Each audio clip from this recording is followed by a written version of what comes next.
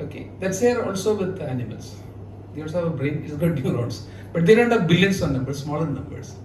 A classical, maybe a dog can remember 200 instructions or names. A human being, I don't know, the limit is not reached. It could be billions and billions, but how many you utilize? The difference between an animal and a human being is that there is something known as neurotransmitters. So the neurons are embedded in our brain, in proteins, embedded into the protein. And the neurotransmitters, which are tetrahydrocannabinoid, it's known as. Those are the guys who will communicate with each other. So if I were to be asking a question to you, as to say, what's the day today? So there will be a library of information related to dates, and they'll be interacting with each other, and that information will come through your tongue or maybe mouth. So the neurotransmission ability is what is differentiating human beings and animals. So we have that. And that transmission is happening in everybody's brain now. No? So imagine there are 8.6 billion human beings in the world. Good number of them are always unnecessarily thinking. Equally good numbers are thinking positive and doing something positive also. The positive creators always come with ideas. Those ideas get implemented. Some of them, not every idea will get implemented. But to my reckoning, there's something like approximation of numbers which people do talk about. At any second, there could be in excess of around 2.5 lakh ideas getting implemented. Who's changing? What is the second prior to that is changed a second down the line because somebody in the world did something better. Same thing better. So that's the way changes do happen.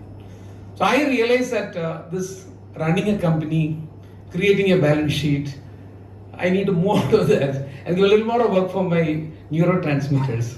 So I have been involved with the government in setting up the Prime Minister's Doctoral Fellowship, the creator of that one, and I actually getting to be an Apex Council member. And I've been working on science technology development because I do recognize that what we lack, what is going to be standing between India becoming a very, very powerful, good country.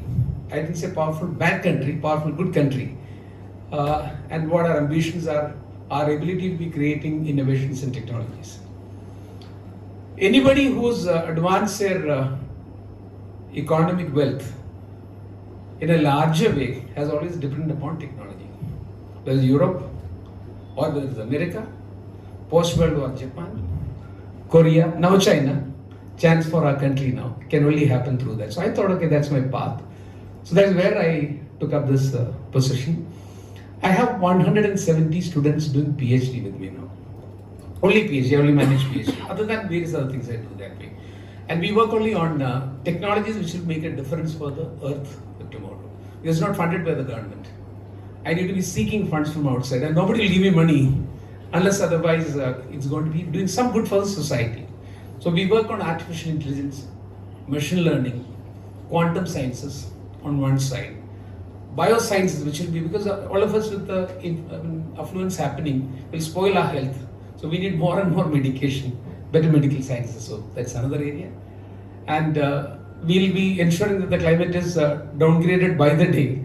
So climate change mitigation technologies and environment technologies includes water. So there's an area that we also have management in that one. So that's something which is my passion right now.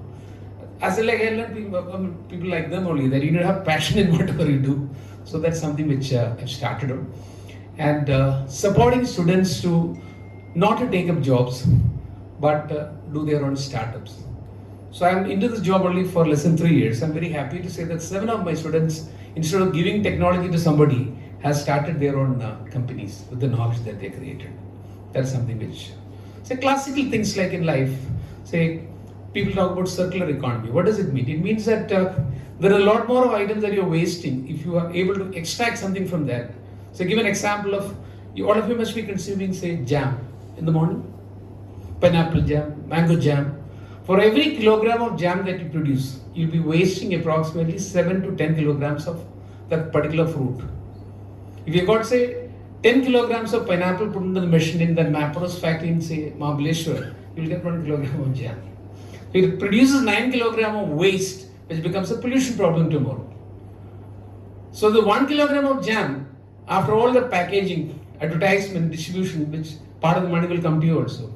logistics management will come to you also. And the company would be generating maybe 500 to 700 rupees a kilogram. In smaller packets, it will be half the price. So average recovery further. But the waste they are throwing out, which creates a pollution problem, has got a chemical known as pectin, which is consumed in medicine. The major ingredient for that. It costs approximately 2,000 to 3,000 rupees for a kilogram of pectin. But nobody realizes it is there. And even if you know it is there, you don't know how to extract it out of there. So we have a technology created for that. I've seen 2 of my students have done it, but they were asking for jobs in companies.